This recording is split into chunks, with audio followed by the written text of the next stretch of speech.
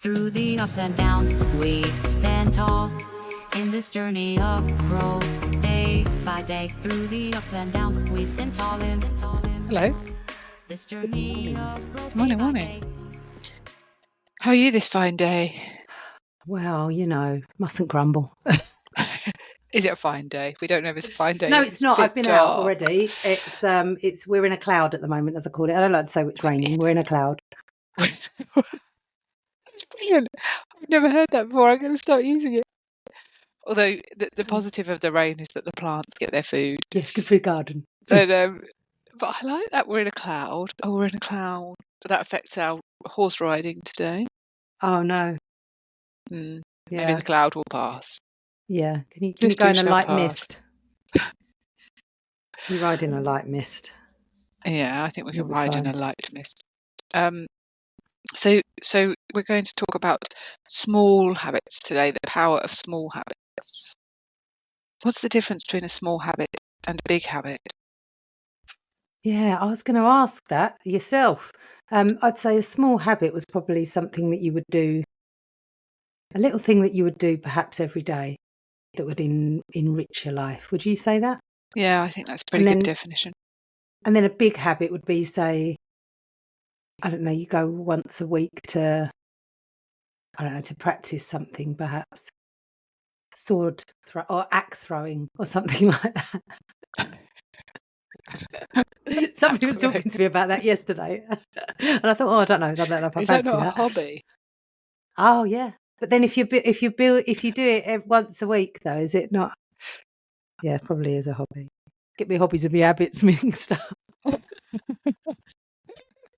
I've got an axe habit. That's a really bad example there. Of all the things you could surely you'd have pulled journaling out the back. Oh, got journaling, but that's obvious. You want to go with something obvious. What about archery? Do you know what? I did try and take up archery, but there was nowhere around here. I think the closest place was Colchester or something. I think I was good at it once. No, I was never any good at it. It hurt my fingers. I mean, one time. Okay. I think you're right with the small archery's habits. A habit, not sure about the big. But it's all right because we're talking about small habits today, so we don't need to worry about the big. We'll leave big habits for later. I would say I agree with you, but is it not subjective again? I don't want to leave subjective out of this podcast because then we'll have to record a whole nother one to say small habits are subjective, just in case we didn't. And are we talking about small habits in the good sense as well as in their because you can have bad habits and good habits. Well, the power of small habits being good. Yeah, because I think that the subject, the overall subject that we wanted to talk about today was the power. I'm just looking it up.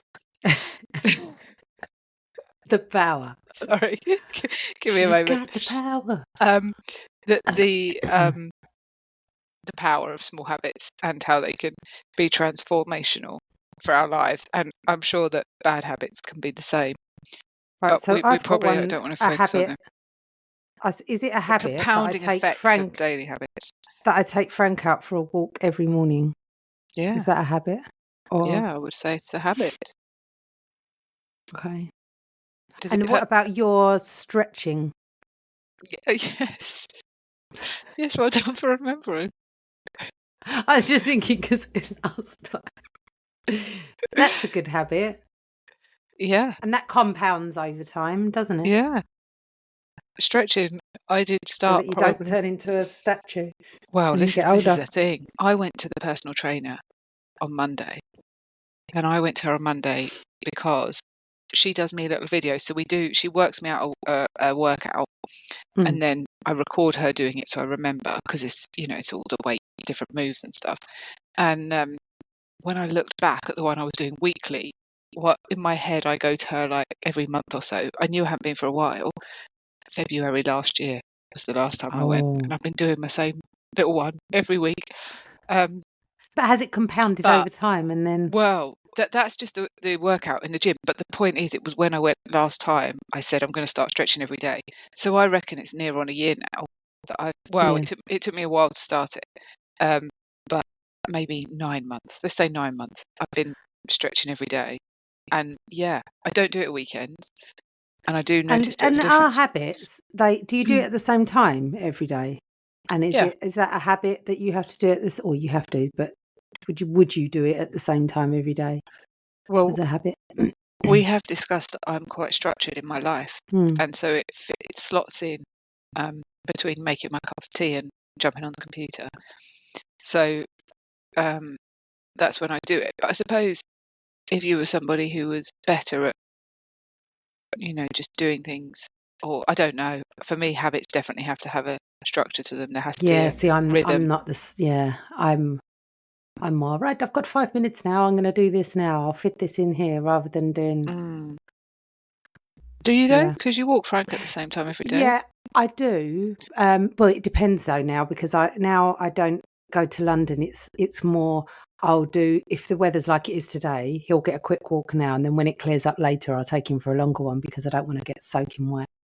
Whereas if I had a really busy back-to-back day today, it would have been a non conditional that I would have to take him out for his hour's walk first thing, even if it was raining so it is weather dependent for me. So Because I don't like getting soaked. I hate that's it. quite an interesting question then. Do you so you've got your list of daily habits, which maybe we should talk about in a minute, but you've got your list of daily habits. When you wake up in the morning, or even when you plan your week at the beginning of the week, do you work out then when you're going to do those things? So when you woke up this morning, do you plan when you're going to do things? Well, I know that I've got quite a bit to get through today, so and I've got quite a busy week with like other trainings and things like that this week that are going to take up a lot of my nice time that I like to have as my time block. So this morning, I know that I can come back. Like, I'll probably just see what the weather's like after this, and then I will have to take him out for a long walk. But I'm kind of chancing it that the rain will stop by then. So that'll be a non-condition. That'll be sort of, I'll have to do that. But it is. See, would you say that he has to be walked? So regardless of me wanting to or not, that's something that I have to do. And then I'm just looking at my daily tasks that I work out on a Sunday night now. And then I'll just, because they're different each week, I don't like doing the same thing every day specifically, because I do the time blocking, don't I? Yeah. So I'll have specific items that I have to get through every day. And then I've got secondary tasks that if I have time, and it's quite a long list. So yeah, I have and I split them into energy now after we've spoken about things like that. So I'll have high energy tasks, and then I've got low energy tasks depending on how I'm feeling. We giggle at this, but I think this is how highly successful people function. But I don't feel that highly successful at the moment. No, but I'm not sure anyone does. I think but I'm not saying that I do these. These are secondary tasks. This is optional. But then I will do what I have to get done this week. So it is planned out. So it's not, because I think that let's go back to small habits and big habits, because I think that's subjective. I did do a little bit of research before we came on the podcast, and I just made sure that I was understanding the difference between small habits and big habits. And I don't think you could say that a 10-minute quick 10-minute workout versus an hour workout every day, like that sounds like a small habit versus a big habit. But actually, if you've done a 30-minute workout every day for 5 years, doing an hour workout every day is probably not going to be considered a big habit. But if you've never done any workout ever, just doing a 5-minute walk every day would be it would be a small habit. You couldn't just go straight into the big. So I think that it's maybe more a small habit is something little that doesn't take much time, but probably what you need to do before you start making something a bigger habit. But if you've already got the bigger habit, then increasing it ever so slightly doesn't make that big. Do you see what I mean? I don't know if I'm making any sense there, but it's based on what you do already is probably what determines whether it's small or big. And do you think that habits are shaped by, so say some people might find making good habits difficult. So are you programmed to have habits as such, like small habits, or is it something that anyone can incorporate into their life and do? I don't know. Without difficulty. I don't know, obviously, the research behind this, but surely the habits that are probably going to benefit us start with the ones that are kind of survival based in the sense, or match survival based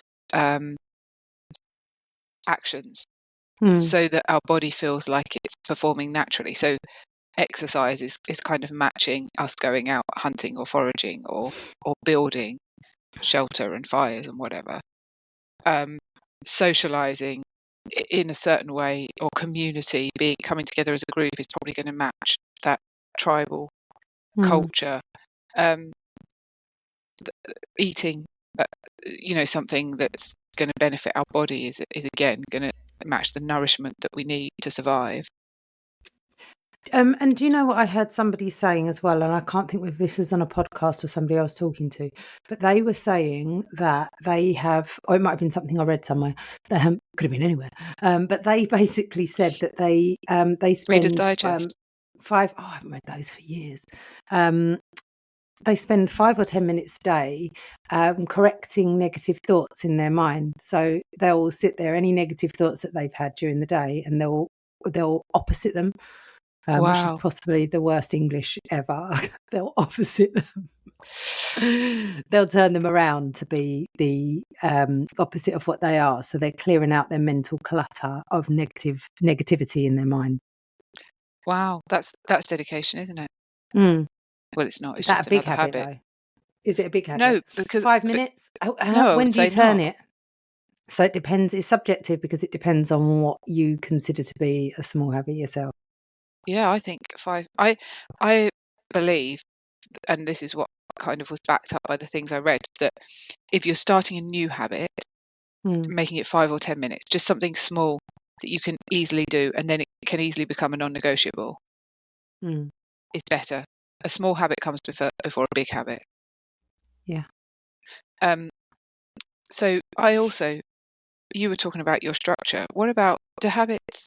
And even though you say you don't do it routinely, or there's not much rhythm to your habits, you absolutely plan them, and you don't just wait for the moment in your day when you feel like doing it.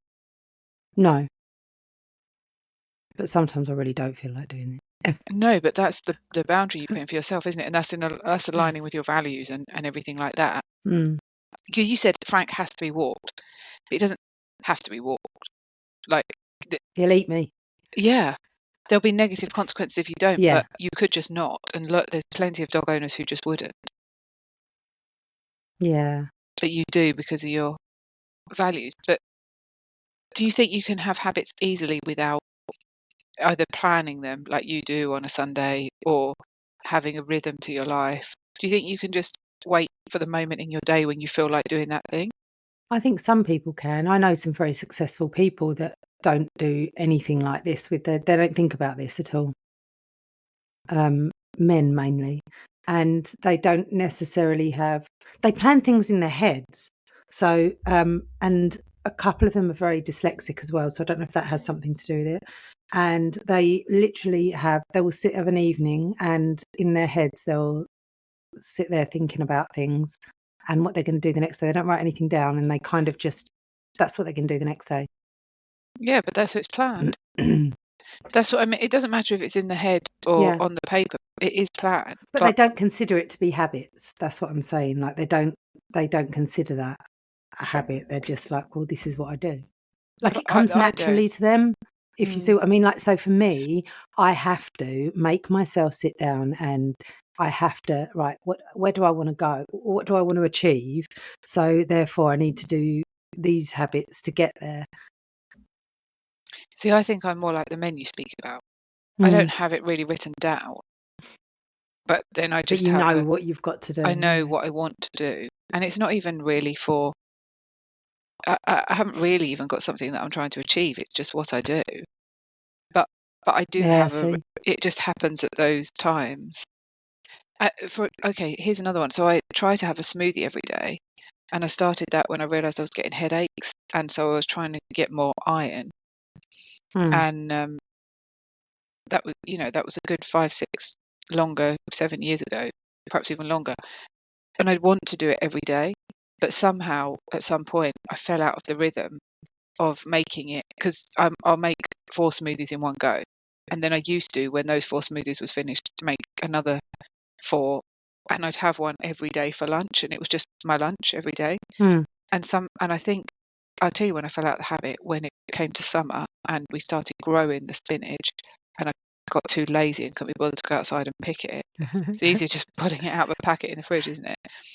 So do you think that's a thing then, to make things easier for you? Like literally look at yourself and see the best ways that you work, because obviously you don't work well by, like, if we were to say to somebody trying to build habits that don't have them at the moment but want to, well, is it best to see how, try a week of looking at because I've tried this before and this doesn't work for me, doing micro habits, so literally looking at how you spend every single minute of your day and writing that down to see really where you spend your time. So say if you've got an issue with social media scrolling and you don't know how much time you spend, actively look at where you're spending your time so that you can build better habits. Yeah, I think what you just kind of touched on before about making things easier for yourself can definitely help instill them. What I was saying about the thing before the smoothie, if I wait till I fancy doing it in the day, it doesn't happen. So that, I do try to have it at least 4 times a week. And so I think, for people, did it stop your headaches, by the way? Yeah, and so it annoys me that now so I'm not so committed to doing it. But for me, anyway, from my perspective, there has to be a plan, whether it's no plan but do something the same time every day. So I don't need to plan it all on a Sunday. I just know I do it at that time every day. So are you like this? Are you like this Monday to Sunday, like your structure? No, Monday to Friday. Monday to Friday. Some things roll into Saturday and Sunday, but Saturday and Sunday are I give myself a bit of a break from the habits, I guess, because perhaps, like you said, I don't always fancy doing them. And I think as well with our work, you do need to have manage your energy as well. So I think that some of the habits you need to do are, with me getting outside with Frank, I could sit here all day on my laptop non-stop. There's always something to do. So, but if you don't give yourself that break, then you're not going to be able to do your habits because you won't have the energy, perhaps. Have you got any habits that you want, like they're the thing you want to do when you wake up in the morning, like actually want to do? I do want to take Frank out for a walk, but not when it's raining. But when you say you want to, if there were no, like, you want to because it aligns with what's important to you. But I want to have my coffee, I like that habit. Okay, that's the kind of thing I'm talking about. The coffee, that's the thing you're like, can't wait to get there and make. And even if it were not in your day, you'd probably want to do it anyway. Yes. Yeah. So there's some habits that are, because some habits are. Is that a good habit? Well, I don't know, but there's a difference, isn't there? Like the walking your dog, the exercise for me, the smoothie for me. Like in the summer, the walking Frank is amazing because you get to see the summer. Like when I sent you the other day, I went out a bit later and there was a lovely sunrise, but it's too busy for him in the mornings on the beach at 7:00. But if I go out at, say, earlier on, then it's a lot earlier. Then it's a beautiful sunrise and it's not very busy and I can really enjoy it. And I really look forward to that. But the coffee, I look forward to the coffee, sitting there, having looking through my day, having my coffee. That's what I really enjoy in the mornings. So that brings you something that it might not be so healthy, although coffee is good for you, isn't it? But perhaps not with whatever you have it with. Do you have it black? Coconut milk. No, coconut milk and honey. Yeah, so scrap the coconut milk and honey and you've probably got a great daily habit. But do you have No. a decaf? No, I don't. There you go. So no, it's a bad habit. You must stop it.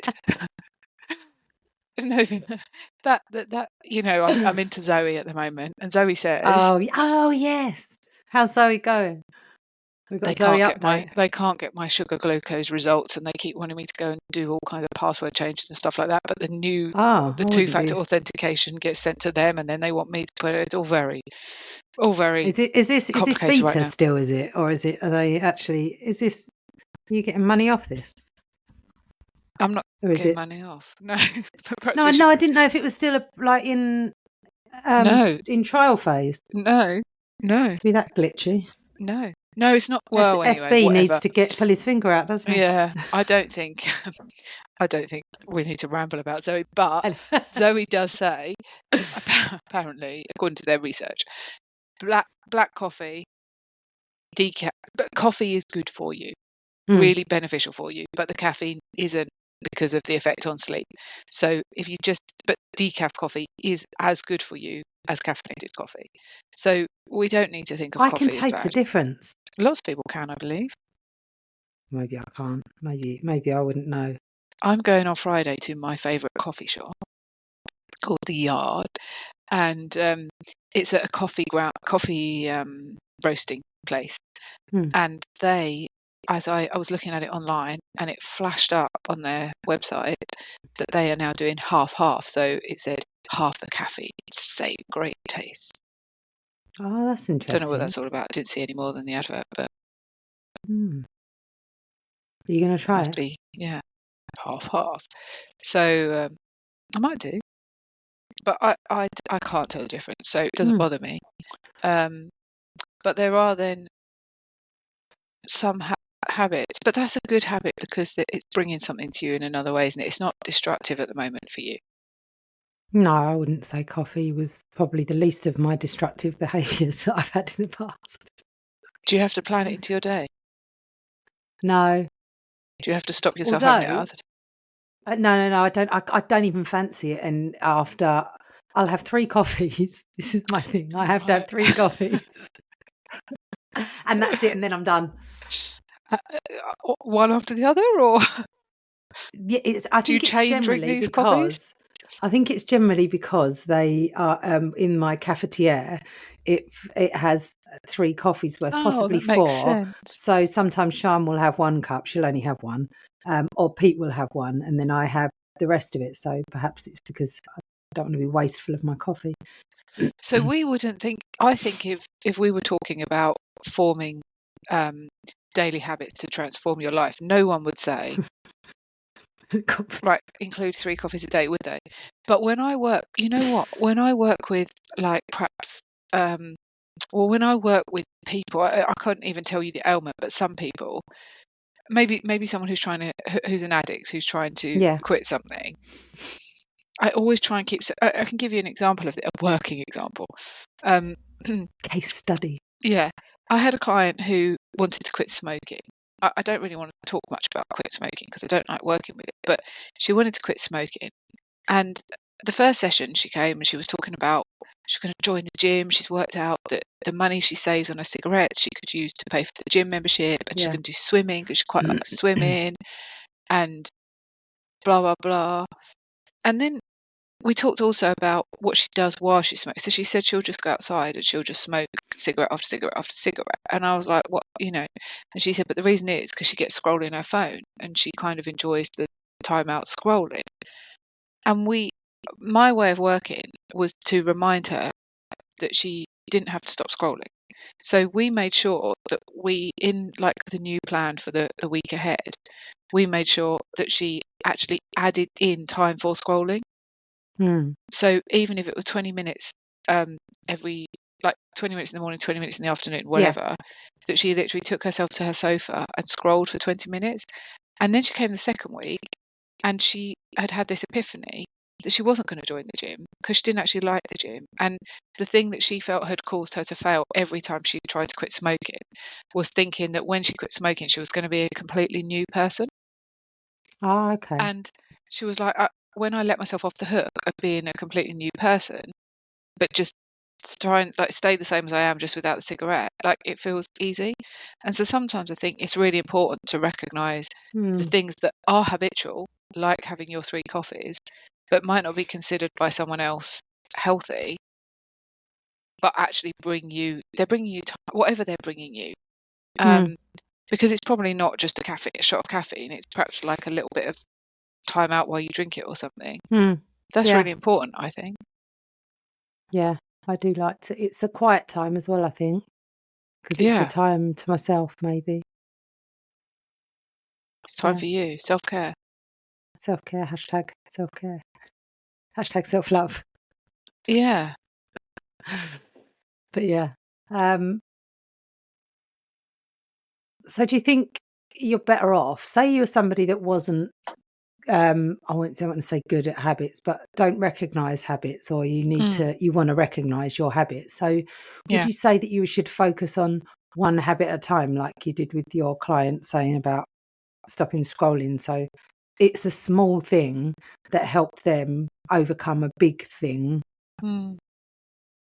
So would you say that that's focusing on one small, if you're new to habit forming in a conscious state, because you obviously got habits, everybody's got habits they do, good or bad.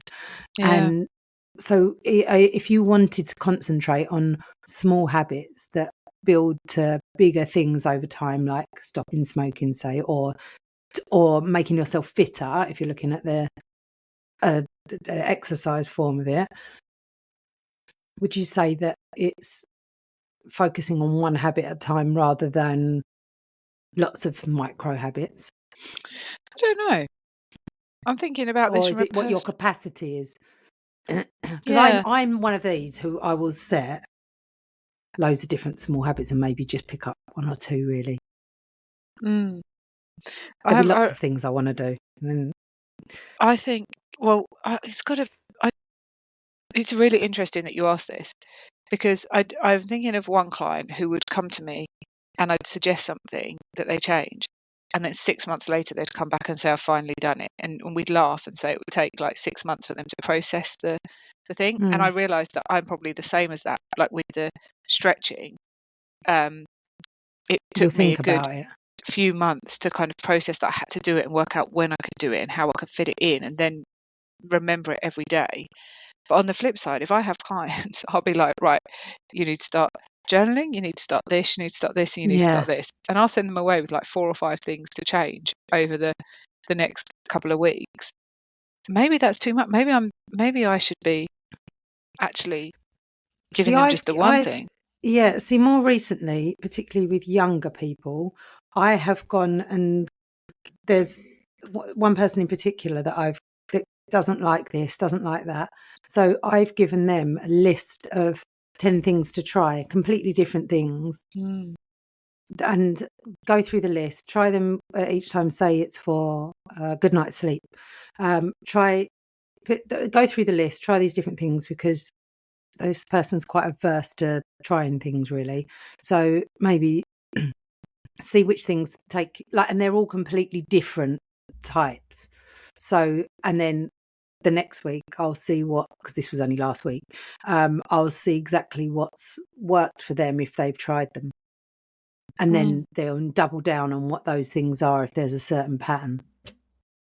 How do you get over the mindset? Because there's always an excuse, isn't there? And I know there's definitely that. We were talking before we came on air about internal versus external locus of control, and I feel like there's certainly a type of personality that almost expects things to be done for them and doesn't realize the effort. When I keep talking about the bloody personal trainer, it's because I haven't done it for a year, and I went just on Monday. But when I was with her and I was doing this workout, and I was thinking how much exercise I do and how little definition there is to my body, And not that I have a problem with that, but I said to her, like, it takes so much effort to have to really get your body fit. And I think some people don't recognize how much effort you have to put into life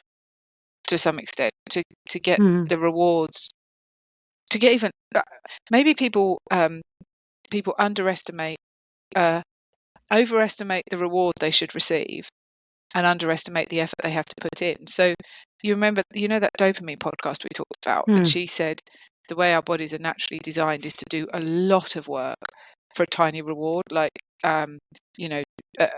evolutionary, we'd go out hunting the entire day and then get like a tiny bit of meat or a tiny bit of dopamine reward. And so I feel like there's a little bit of that, like you have to do, so much exercise to get a little bit of reward and so much of things. But if you can accept that, if you can accept that the rewards are small and the work is hard, then is it easier to make changes? Because but I don't think, but is that the same for everyone? You see, with exercise, I find I don't have to do a lot to see a lot of difference. So maybe there's certain things that you have to pick that, for you, you doing your stretching, say, something that comes really easy to you because you can see more benefits of that.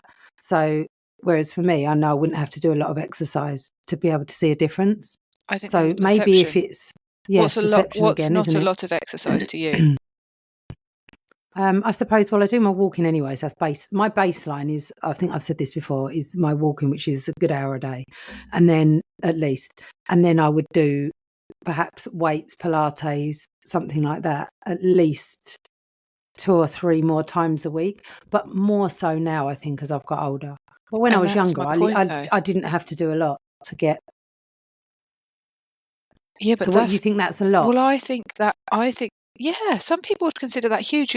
You're talking like at least an hour a day, plus maybe another half hour, 45 minutes. So 3 times a week, you're talking nearly 2 hours of exercise a day, and then the other 2 days the other 4 days still an hour a day. But then I suppose I've always done that. I've always walked it, like, if you can walk it, I'll walk it rather than. So I suppose that is a baseline of fitness then, isn't it? I suppose. But there's some people whose expectation is that they will be able to do one exercise a week and see huge results. And there is some science to back this, though. There is some, like, but obviously this is with a decent diet as well.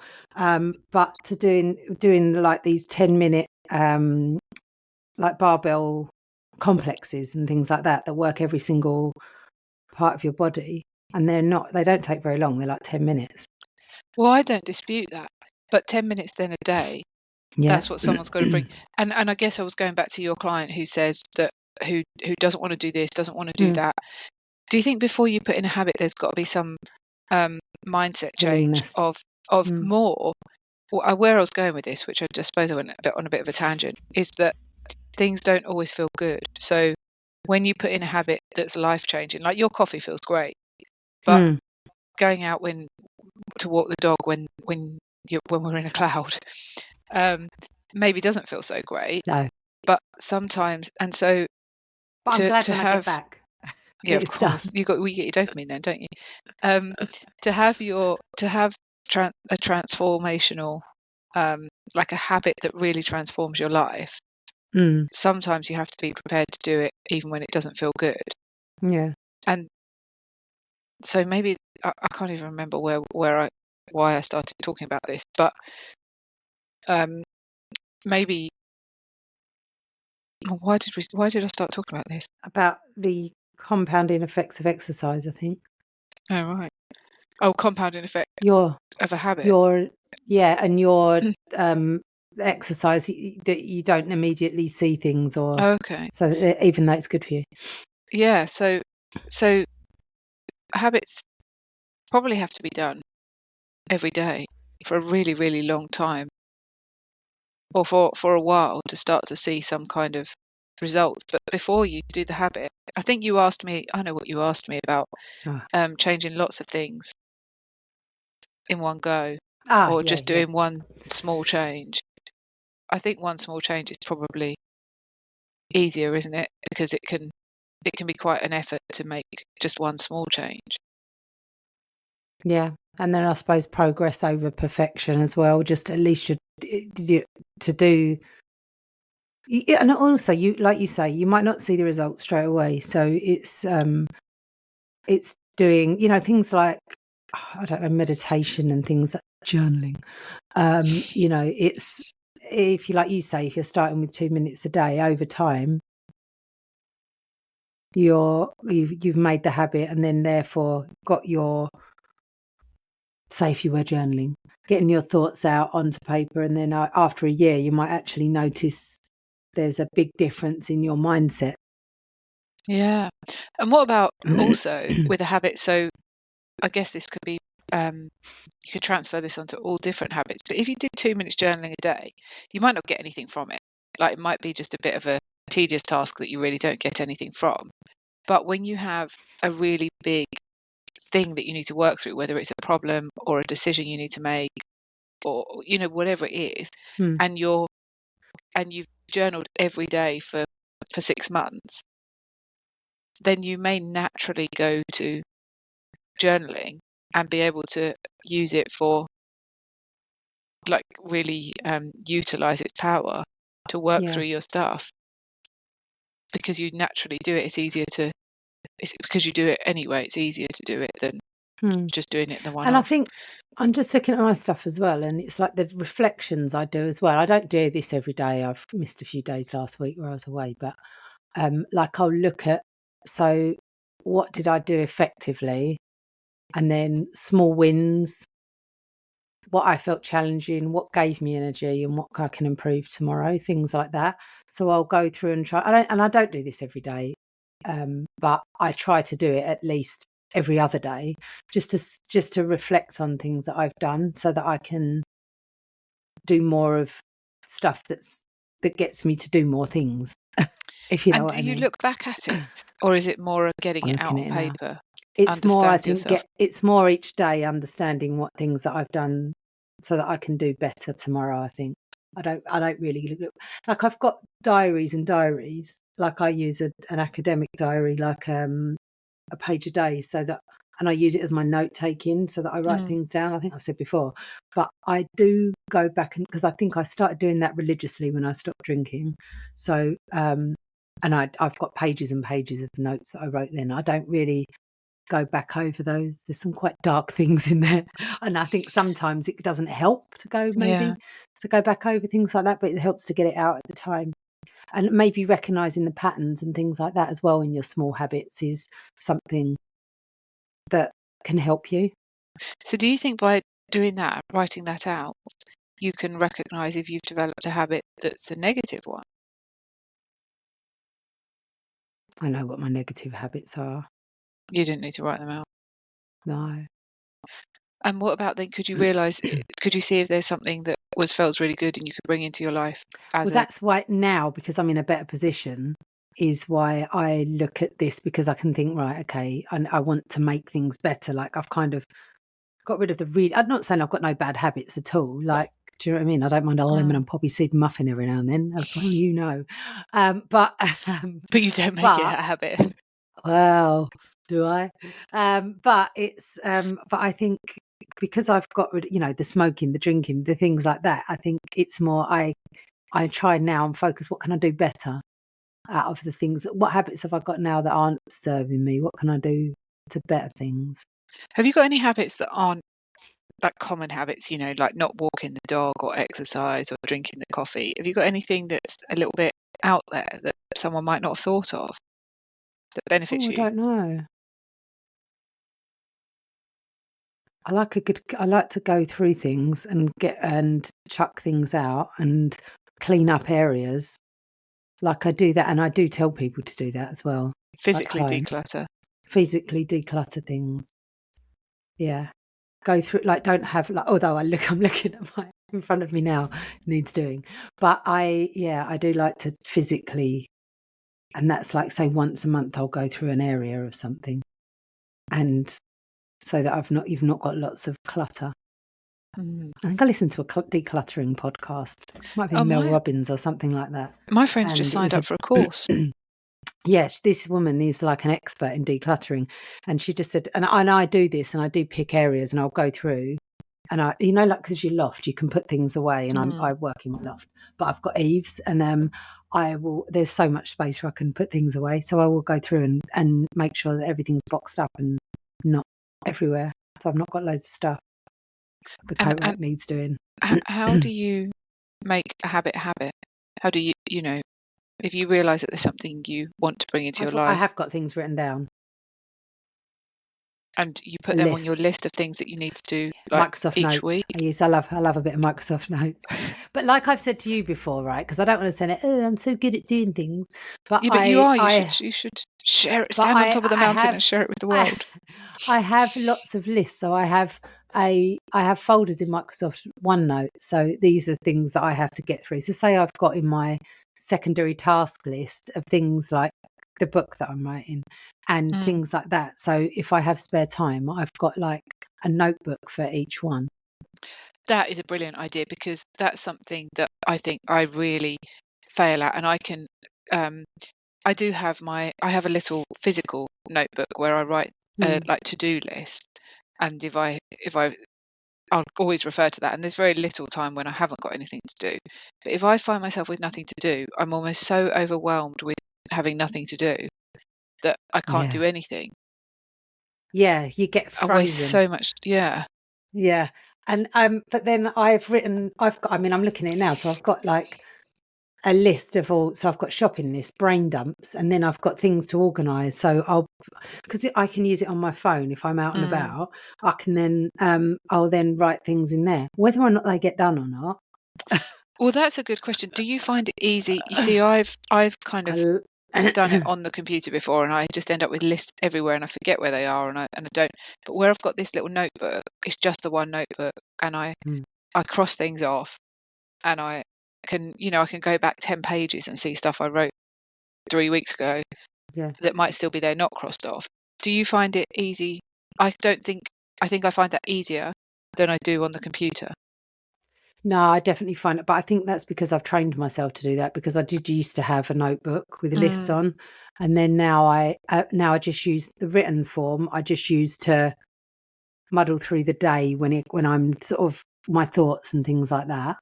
They'll get written into my diary, and then the Microsoft OneNote, not an ad, will have all of it's literally just got everything in there. So yeah.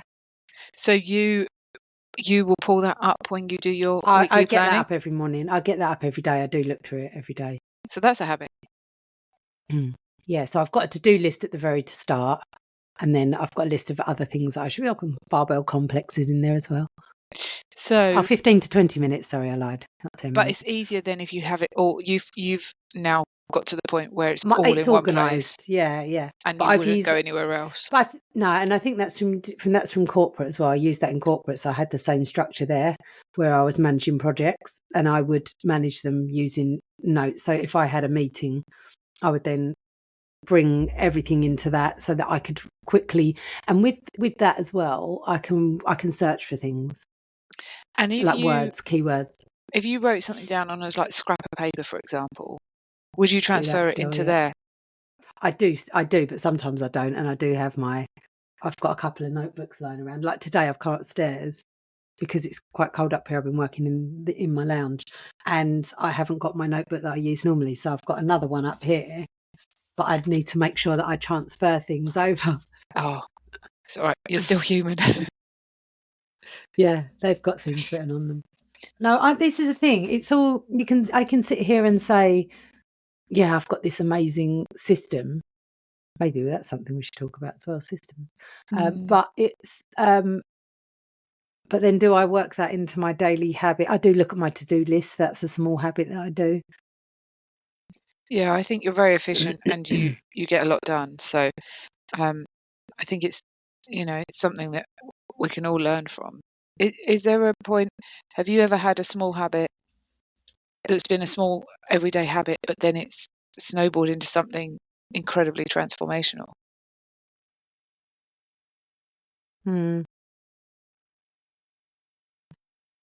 Well, I suppose work things more than anything else. For example? And learning, making sure that I had my time in the morning. So when I was first learning hypnotherapy, say, Yeah. I would make sure that I'd spend 2 hours every morning. When I'd walk Frank, I'd be back here, and then between the hours of 7 and 9, I'd be working on that every day. Mm. So that was, but then would that be considered a small habit because it's 2 hours? For me, that was the only time that I had that was quiet before I started work. So, What are you thinking? It could be a big habit because it was 2 hours, or I think or it was a it might small not. habit to me because Yeah. it was, Easily achievable. yeah, I definitely, I wouldn't get any interruptions then. It's the only time that I could. In the evenings, I'm useless. I after 4 o'clock, I'm terrible. Mm.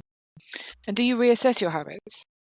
So do I you? don't really think of them like habits, though. I suppose in that aspect, Mm. you know, like if you would say write out your habits, like when we said we're going to talk about this, I'm like, I kind of know what they are. But so you don't write yours down then? Is that what you're saying? You just know what they are? Yeah, I think I just know what they are. Mm. But that's what I'm wondering now. You know, we've talked before about writing out your values, writing out your boundaries. Do we need to write out Do our we write habits? our We'll habits have a as well? never-ending list of everything. But because then you can go But back then and what? To reassess what them. end? Yeah. Well, because Do you need to? I don't. Well, I'm wondering if you do, because if you don't reassess them, you could end up. So I've got the habits I have, but then if someone were to say to me, right now you need to start doing this, I'm not sure where I'd fit it in. And so would it be I'd obviously have to exchange some time somewhere. I had this conversation with a friend. She'd posted something on Facebook about how she used to read a lot more than she does now, and she wants to read more or something. And I kind of reminded her that she used to read before we had all of those hours of reading or whatever, before we had smartphones. And now she's spending 3 hours a day on a smartphone or whatever. Or she'd mentioned Netflix. And I kind of made the point. I said, have you looked at your screen time and how long you spend? And she came back with, yeah, but I don't have a problem with my screen time because mostly it's useful, beneficial stuff. And I was like, no, but it's not whether you have a problem with your screen time. It's the fact that you when smartphones came in, we didn't suddenly get an extra 3 hours in the day. Mm. And so you've got to exchange, like you've got a time exchange. So if you're somebody who's not actually got moments of sitting doing nothing with no idea what to do, if you bring in a new habit, there's got to be a time exchange. And so it might come from, you might decide that perhaps watching TV in the evening isn't worthwhile and you can exchange some time out of that. But if you don't do that, or if you don't already have kind of time that you're not bothered about, then surely you've got to exchange something, and it might be that an old habit is no longer beneficial. I don't know, but I do realise that if someone said I to think me, I'm going to look at my habit. I think I'm going to go away now and I'll just write in really my look at my notebook, habits. write down habits. Do journal on that, will you? Yeah. Yeah. Write down habits. I think Yeah. I think you're right. But then do you know the thing that I have is I have all these amazing lists, and we've spoken about this before. I've got lists and I'll go through like this spreadsheet. How long will this last me? I'll probably do this for a couple of months and then I'll change it to something else. Mm. You know, it's kind of keeping on top of your small habits as well. I'm easily distracted. So for somebody that's easily distracted, you need to keep things fresh and colourful. So you shake them up a bit. Yeah, I'll change things. So you do look back on them then. Yeah, I suppose so, but only because I'll get bored and I'll be like, oh, I don't know, I don't want to do this now. Let's make something else. But it's still probably trying to achieve the same thing, but just in a different way. So that's relevant then. So for people who struggle to commit to their habits, you don't necessarily commit to a habit. You don't develop a habit and commit to it for life. You don't hold on to it and get attached to it. I'm that not it has like to stay you. forever. No, I'm not as rigid as you are. No, I can't. I just can't live like I can't. I have to be able to if somebody says do you want to go for a coffee? I'll be like, yeah. Like I don't be like, no, I've got to, you know, I think in that way, whereas you would be like, no, my day is this. Whereas I'd be like, oh, I just moved that time block to over there and I'll go and do something. I will switch a time block to do something, but I won't not do the Will thing. you enjoy it? I feel really uncomfortable. Exactly. Whereas I'm like,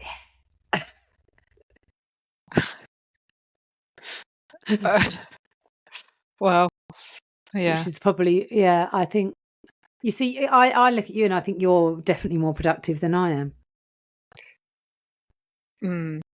So I'm not sure. It's different. It's so different ways of working, isn't it? You're more productive than I am. It's different ways of working, isn't it? Well, you are.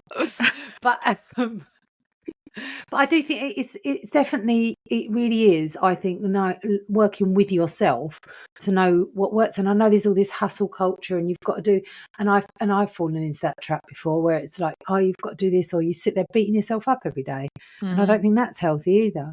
No. Because you can put yourself into freeze mode, like you said. You'll sit there sometimes and you're like, and then it can go the other way. And these good habits as such as you're trying to make can then put more pressure on yourself and make you feel less than if you don't do them. Yeah. So I think it's understanding yourself, perhaps micro-tasking, looking at your time over a week, say, and seeing what you do, and then trying to iterate from there if you're trying to bring new habits in and you don't think you have the time. Yeah, and maybe the key is if you want to change. Like, I think there's people who will listen to this and think, well, I don't want habits. I'm quite happy with my life, and I enjoy like waking up in the morning and think, what do I fancy doing today? And that is so admirable if you're somebody who is really happy with yourself. But if you're waking up every day in a bit of a slump and not really feeling good about yourself, then maybe some of the ways, like some of the things that we've said about bringing habits might be beneficial. But yeah, I mean, I've got one friend who is beautifully spontaneous, and I don't think she would want to live her life like this in any way at all. And good for her, you know, she's got a great life. She doesn't need necessarily any more. I'm sure she's got brilliant habits as well, but she doesn't need that kind of structure that we do. That rigid structure, yeah. Great, wonderful, great to speak to you. Yes, pleasure. I've got to go do my habits now. Go on, go and write your habits out. This journey of life with friendship as our guide, together we'll grow together we'll grow